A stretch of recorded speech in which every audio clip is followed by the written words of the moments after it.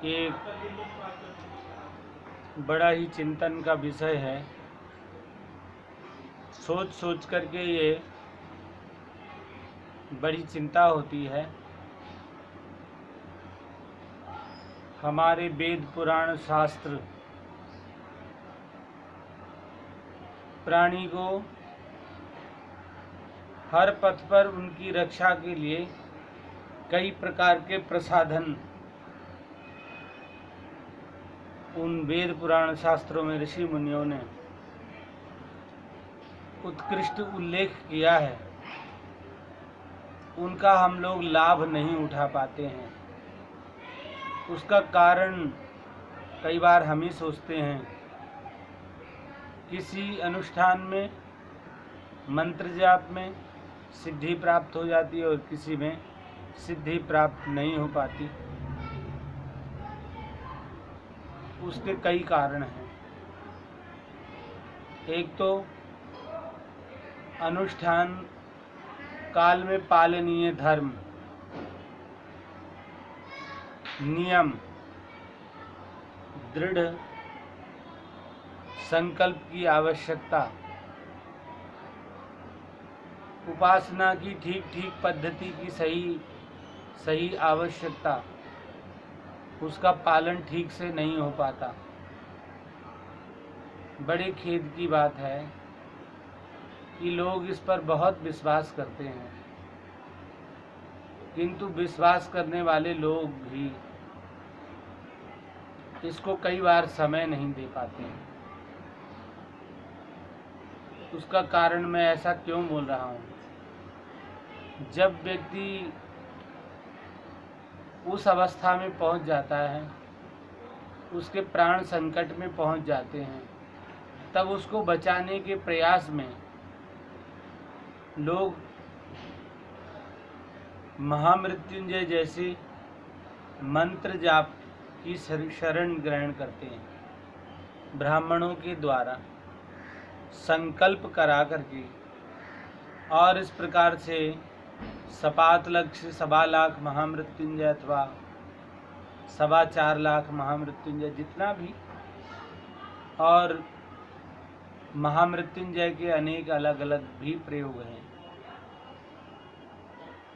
उन सब की भी चर्चा करेंगे।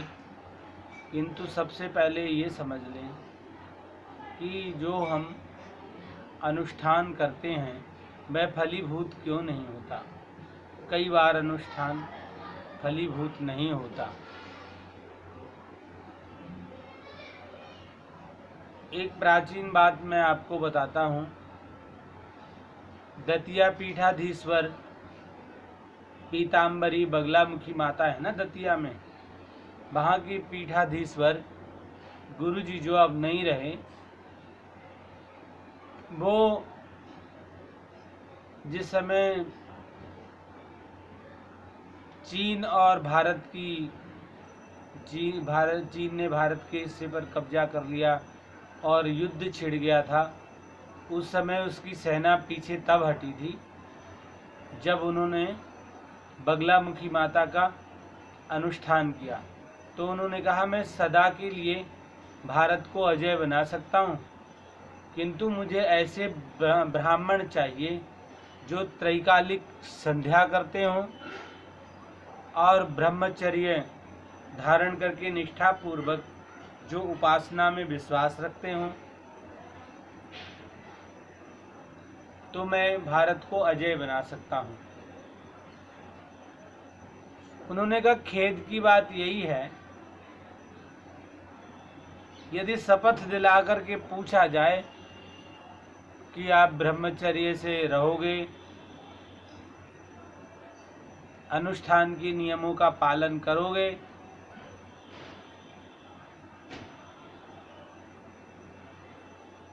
और जिसका अनुष्ठान कर रहे हैं उन्हीं का अन्न सेवन करें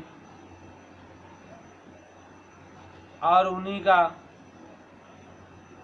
भजन करें और ब्रह्मचर्य से रहें, संयम नियम से रहें, त्रैकालिक संध्या करें, ऐसे ब्रह्मचारी ब्राह्मण उन गुरु जी को उस काल में, अब से बहुत साल पहले की बात है, भारत और चीन का जब युद्ध हुआ था उस समय नहीं मिल पाए, तो अब इस समय कैसे मिलेंगे? दुर्लभ बात है। अनुष्ठान करने वाले, देखो, कायिक शुद्धि, वाचिक वाणी से शुद्धि, शरीर से भी शुद्ध रहें। आजकल ये अनुष्ठान के योग्य नहीं है जहाँ पर बाथरूम और लैट्रिन अटैच होता है, उसी में स्नान कर रहे हैं। पवित्रता नहीं है। 21 बार मिट्टी से हाथ मांजे तो 21 बार मिट्टी से ही हाथ मांजें। अनुष्ठानी को चाहिए, तब अनुष्ठान सफल होता है। अनुष्ठान में क्या वर्जित है, क्या खाना चाहिए, क्या नहीं खाना चाहिए। दुर्गंध युक्त वस्तुओं के खाने से अनुष्ठान करने पर अनुष्ठान निष्फल हो जाता है। स्त्री के साथ सहवास करने पर कुछ अनुष्ठान ऐसे हैं, स्त्री के साथ सहवास करने पर वो अनुष्ठान खंडित हो जाते, भंग हो जाते हैं।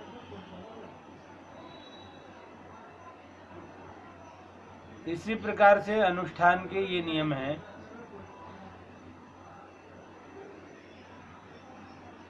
निषेध बताया, जिह्वा दग्धम परान्नेन, अनुष्ठान किसी और का कर रहे हो, भोजन किसी और का कर रहे हो।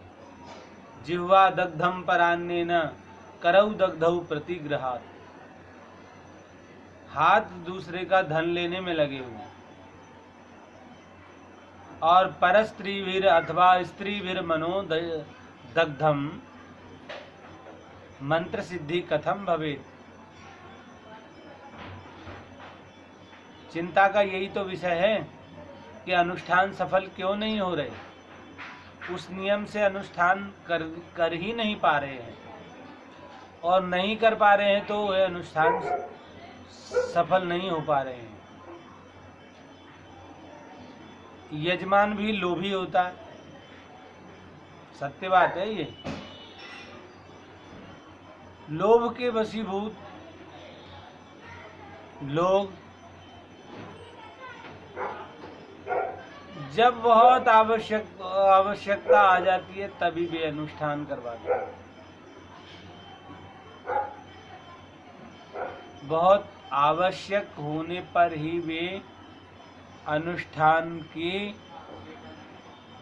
विचारधारा में आते हैं। यदि किसी को पहले से कहा जाए कि मार्गीस का योग बंधा है, आप महामृत्युंजय कराएं, और सबसे पहले तो महामृत्युंजय करने वाले योगी ब्राह्मण भी दुर्लभ हैं, जो संयम नियम और निष्ठा पूर्वक अनुष्ठान करें, ऐसे ब्राह्मण भी दुर्लभ हैं।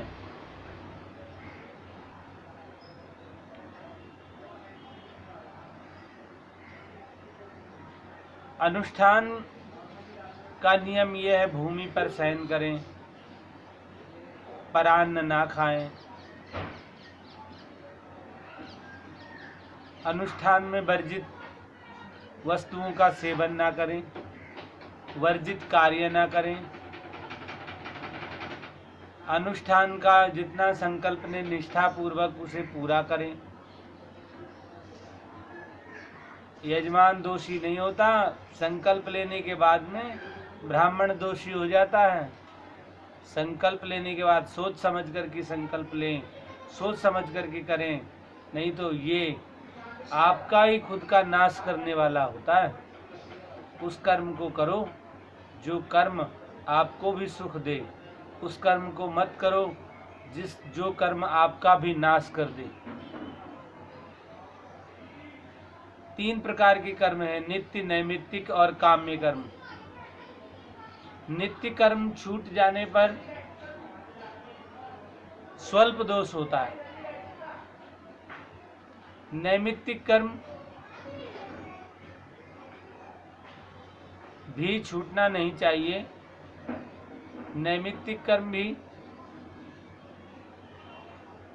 अवसर आने पर नैमित्तिक कर्म भी फलीभूत होते, फल देने वाले होते हैं, इसलिए नैमित्तिक कर्म भी छूटना नहीं चाहिए।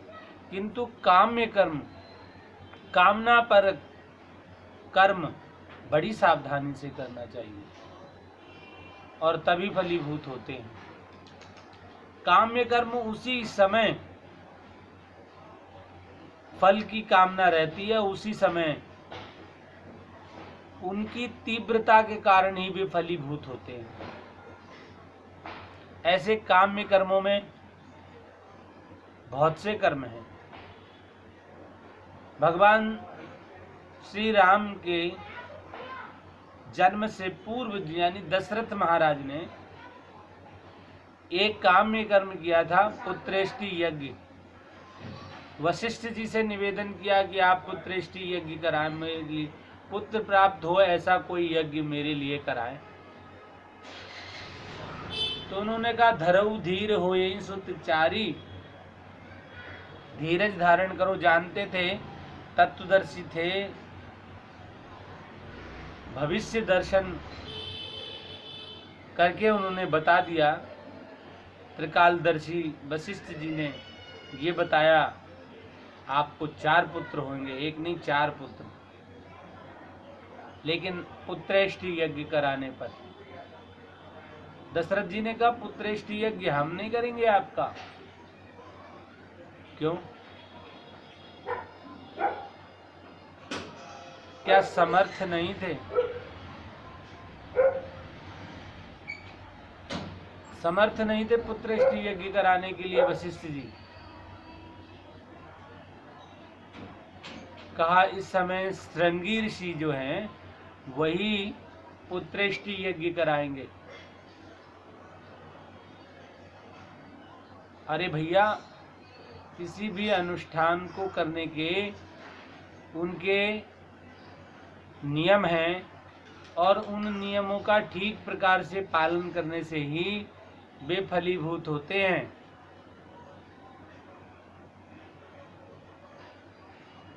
सही विधि से। कहीं तुष्टा के जैसे एक ऋषि हुए ना, तुष्टा, भागवत में कथा है, तुष्टा हुए और उन्होंने एक यज्ञ किया, इंद्र से शत्रुता हो गई, विश्वरूप को इंद्र ने सर से धड़ अलग करके मार दिया। तो उसी का बदला लेने के लिए तुष्टा ऋषि ने एक यज्ञ किया। उस यज्ञ में वेद मंत्रों का कारण क्या है, उसमें उदात्य, अनुदात्य, स्वरित 3 प्रकार से, 3 तियां 9, 9 दूनी 18 भेद होते हैं। वेद पाठ के 18 भेद होते हैं, जो बहुत से ब्राह्मणों को भी पता नहीं है, उनको भी जानकारी नहीं है। उनका उच्चारण उसी प्रकार से होना चाहिए। महामृत्युंजय मंत्र वेद मंत्र है और इसका हर किसी को उच्चारण नहीं करना चाहिए। जी हाँ, उसके साइड इफेक्ट हैं, हानि पहुंचा सकता है। गायत्री मंत्र वेद मंत्र है, इसलिए सबके सामने उच्चारण नहीं करते। किसी भी अवस्था में, किसी भी परिस्थिति में कैसे भी कोई उच्चारण कर देगा तो उसका साइड इफेक्ट उसको होगा, उसका दुष्परिणाम भोगना पड़ेगा। इसलिए वेद मंत्रों को सावधानी के अनुसार गुरु की संरक्षणता में सीखा जाता है और उन गुरु के द्वारा प्रदत्त, गुरु भी समर्थ हो सावधान से शिष्य को वह उपदेश करे और शुद्धता के अनुसार, शुद्ध विधि के अनुसार आसन पर बैठ करके अनिष्ठा पूर्वक जप करने से वे अनंत गुणित फल देते हैं और जीव को सुखी बना देते हैं। कई मोक्षदायक मंत्र हैं, कई सर्वसिद्धिदायक मंत्र हैं। महामृत्युंजय मंत्र प्राणदाता है,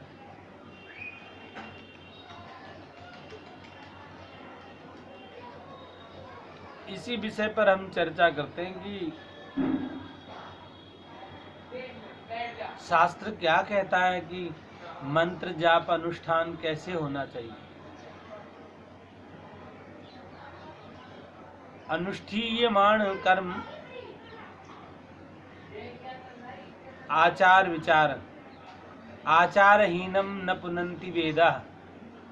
जिसका आचरण अच्छा नहीं है, आचारहीन है, आचार विचार से जो व्यक्ति आचरण से हीन है उसको वेद भी शुद्ध नहीं कर सकते, मंत्र भी शुद्ध नहीं कर सकता। और मंत्र सिद्ध होता है आचार युक्तो, मंत्र सिद्धिम लभेत। आचार युक्त प्राणी मंत्र सिद्धि प्राप्त कर लेता है और आचरणहीन व्यक्ति को वेद मंत्र भी उसको शुद्ध नहीं कर सकते।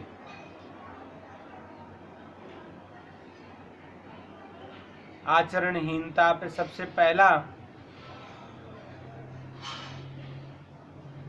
पहला फोकस, सबसे पहला नियम यह है कि आचरण, सबसे पहले अनुष्ठान में आचरण की बड़ी आवश्यकता है। फिर नियम पूर्वक अनुष्ठान किया जाए। नैमित्तिक कार्ये चैव विश्वासो गुरुदेव योः।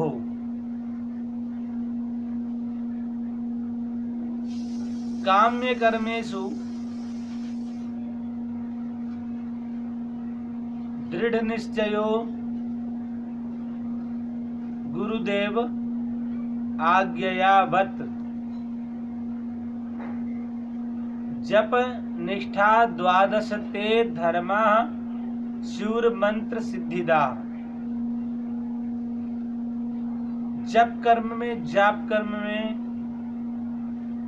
12 प्रकार के नियम सिद्धि देने वाले हैं। देवता प्रतिमा सानिध्यौ,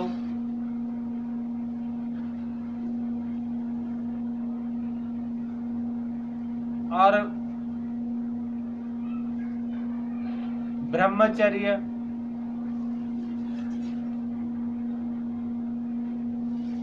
नित्य संध्योपासका, निष्काम भावनया देव पूजका, व्यग्रचित्तो न भवेत्।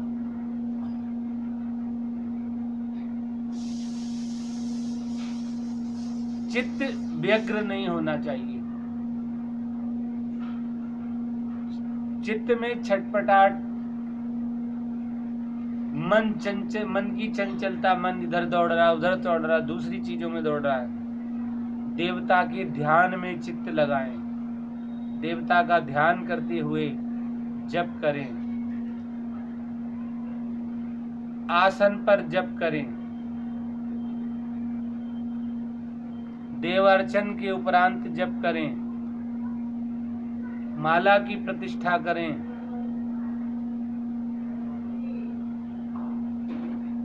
और त्रैकाल संध्या करने वाला जप करे।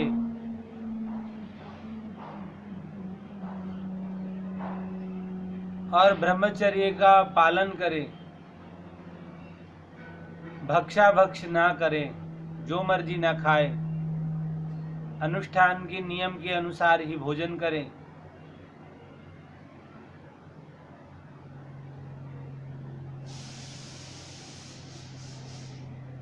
और मंत्र एकदम शुद्ध हो। वेद मंत्र को केवल ब्रह्मनिष्ठ ब्राह्मण ही वेद मंत्र का जाप करें। जैसे मर्जी कोई वेद मंत्रों का जाप ना करे। भाई करे तो करे, उसका परिणाम वो भोगेगा। बताना हमारा कर्तव्य है।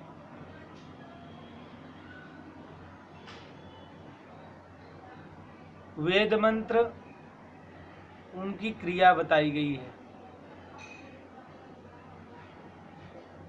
उदात्य अनुदात्य स्वरित 18 प्रकार के भेद हैं। ह्रस्वात् परो दीर्घा, दीर्घात् परो ह्रस्वा ग्वंग, ये नियम ही पता नहीं होगा तो बताओ कैसे जप करेगा।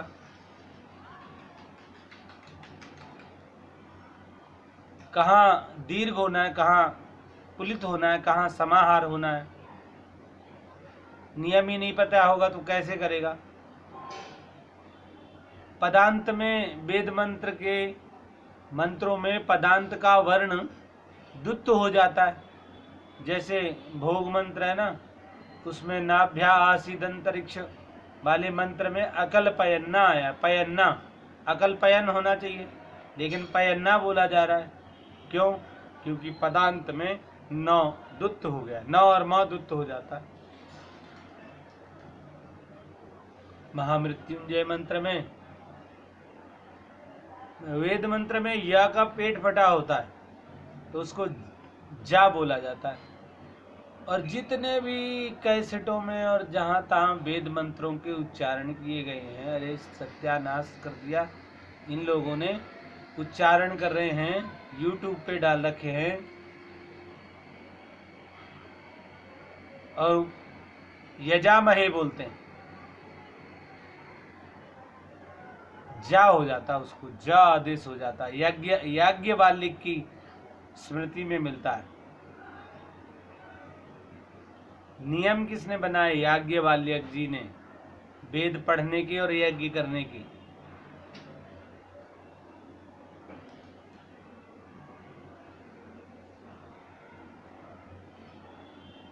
तो जब यही नहीं पता कि यजामहे होगा कि जजामहे होगा तो आप क्या अनुष्ठान करोगे और क्या फल मिलेगा?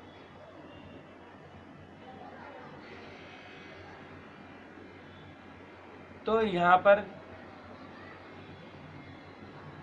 वेद मंत्र है, ये महामृत्युंजय मंत्र जिसको बोलते हो, वो वेद मंत्र है। और उस वेद मंत्र में, वेद मंत्र को उसी प्रकार से उसके नियम के अनुसार ही, कई लोग यूं कह देते जपने में भी क्या वेद मंत्रों का वही उच्चारण, वैदिक उच्चारण होगा? जी हाँ, आर्य समाजी पद्धति के अनुसार लोग अपने आप से वेद पढ़ लेते हैं, लेकिन सनातन विधि यही है, वेद मंत्र गुरु के द्वारा पठनीय है। गुरु जी वेद मंत्रों को उनके उदात्य अनुदात्य स्वरित आदि 18 जो भेद हैं, उन भेद के अनुसार याज्ञवल्क्य के नियमानुसार वेद को पढ़ाते हैं। और वे वेद मंत्र फलीभूत भी होते।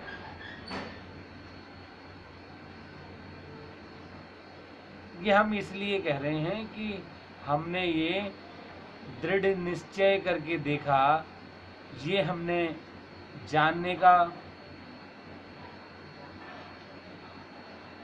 एक दृढ़ निश्चय किया कि हमको ये पता लगाना ही है कि ये कैसे फलीभूत होते हैं, अनुष्ठान कैसे फलीभूत होता है। कई अनुष्ठान सफल हुए और कई अनुष्ठानों में हम भी असफल रहे। उसका कारण यही है कि वही बात कि कहाँ से लाएं ऐसे कर्मनिष्ठ ब्राह्मण। या तो व्यक्ति अकेला ही सपात लक्ष्य करे, और वो संभव नहीं, आज के परिप्रेक्ष्य में संभव नहीं हो पा रहा है। और ब्राह्मणों को जिनको लेते हैं वो यहाँ तो कह देते हैं हाँ हम ब्रह्मचर्य से रहेंगे, हम इस नियम से रहेंगे, बाहर यहाँ से निकलते ही वे स्त्री प्रसंग भी करते हैं, परान्न भी ग्रहण करते हैं। तो बड़ा मुश्किल काम है, उसका फल कैसे मिले, ये सबसे बड़ी चिंता का विषय है। और उसमें भी इसमें छंद, विनियोग, न्यास, ध्यान, जप की मुद्राएं और जप के नियम, माला की प्रतिष्ठा, ये कुछ भी तो नहीं कर पाते हैं। जानकार भी नहीं करना चाहते, जिनको पता नहीं है उनको तो नहीं पता है, जिनको जानकारी है वो भी नहीं करते, सीधे जपना प्रारंभ कर देते हैं। अरे भैया ऐसा मत करो। इसमें से विश्वास उठता हुआ जा रहा है, विश्वास उठ रहा है, अनुष्ठान पे से लोगों का विश्वास उठ गया है। अनुष्ठान कराने के लिए बस वो जिस समय आ पड़ती है, गरज पड़ती है तो ही प्रयास करता है वो कराने का, और वैसे तो कोई धर्म कर्म और ब्राह्मणों की जीविका के बारे में कोई सोचता ही नहीं है। और नहीं सोचता है तो फिर ब्राह्मण अपनी जीविका में अगर लग जाएगा तो फिर अनुष्ठान को निष्ठापूर्वक और कहेंगे निस्वार्थ और निस्वार्थ कामना से वो कैसे कर पाएगा। सबका दायित्व है, उस दायित्व को निभा क्यों नहीं रहे हैं।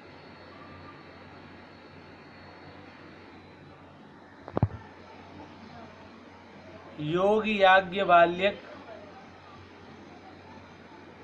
ये ग्रंथ, इसमें 11-18 इस संख्या पर योगी याज्ञवल्क्य 11-18 संख्या पर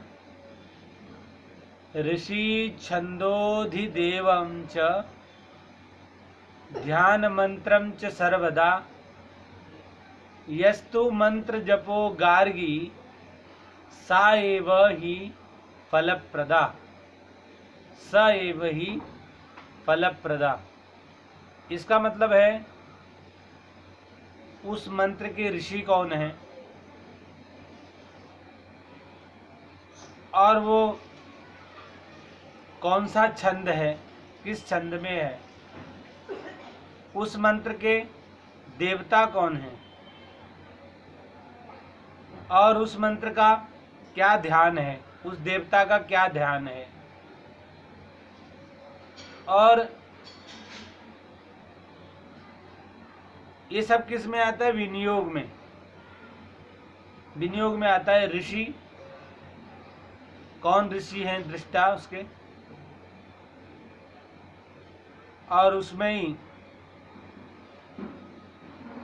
देवता, शक्ति, छंद, कौन सा छंद है, कौन देवता है, क्या शक्ति है, क्या प्रयोग है, ये विनियोग में आया।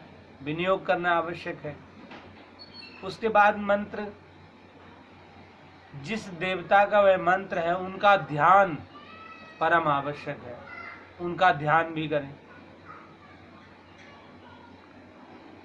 और इस प्रकार से उक्त नियम के अनुसार जो मंत्र जप किए जाते हैं, हे गार्गी, ये मंत्र ही फल देने वाले होते, फलदायी होते हैं, फल देते हैं। तो सबसे बड़ी बात हो गई,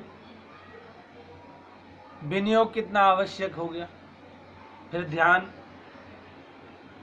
फिर न्यास और फिर माला की प्रतिष्ठा और दृढ़ चित्त होकर के, व्यग्र चित्त होकर के जप ना किया जाए, दृढ़ चित्त होकर के जप किया जाए तो फलीभूत होगा। जब तक हम किसी भी अनुष्ठान को उस अनुष्ठान की विशेषता के अनुसार नहीं जप करेंगे, उनके नियमों का पालन करे बिना, विनियोग, न्यास, ध्यान किए बिना यदि हम जप करते हैं, उस देवता का जिसका जप कर रहे हैं उनका आप यदि संसाधनों के साथ उनका पूजन करें, बड़ी अच्छी बात है। यदि पूजन ऐसे संभव ना हो सके तो मानसिक पूजा कर लेनी आवश्यक है मंत्र की सिद्धि के लिए। मानसिक पूजा, अपने गुरु का ध्यान और विनियोग और न्यास और ध्यान और दृढ़ चित्त होकर के जपें। प्रातः काल कैसे जपना चाहिए, मध्याह्न काल में कैसे जपना चाहिए, सब पद्धतियों में लिखा हुआ है। सायंकाल नासिकाग्रे जप करना चाहिए, प्रातः काल हृदय के समक्ष करना चाहिए, मध्याह्न काल में नाभि के समीप जप करना चाहिए।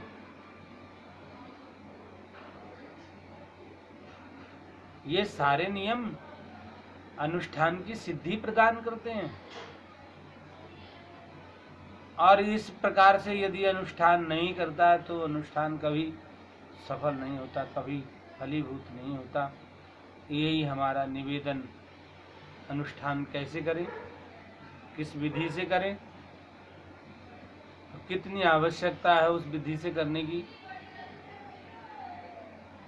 अनुष्ठान को पूर्णता नियमानुसार ही करें, तभी वे फलीभूत होते हैं।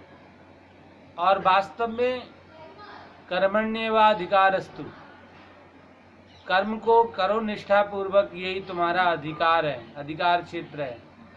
और फल देना तो भगवान के हाथ में, ईश्वर के हाथ में। ईश्वर प्रसन्न होंगे, ईश्वर की कृपा होगी तो फल मिलेगा। फल देना प्रभु के हाथ में है, कर्म करना मनुष्य के हाथ में है। इसलिए नियम पूर्वक वेद मंत्र का जप करें तो वे वैदिक नियम के अनुसार, और सावर मंत्रों के लिए तो कुछ ऐसी कृपा गोरक्षनाथ की हुई, गुरु गोरक्षनाथ की, कि वो सावर मंत्र जितना भी है वो सभी बिना ध्यान विनियोग और अपने से सिद्ध हो जाता है, जपने ही मात्र से। तो कुछ ऐसे नियम हैं जो जपने मात्र से सिद्धि प्रदान करते हैं, तुरंत फल देने वाले होते हैं। वो भी उन महापुरुषों की कृपा से हो पाता है। इसलिए हमको किसी भी अनुष्ठान में सतत सावधान, नियमों का पालन करते हुए सावधानी पूर्वक अनुष्ठान करना चाहिए। वही अनुष्ठान फलीभूत होता है, फल देने वाला होता है।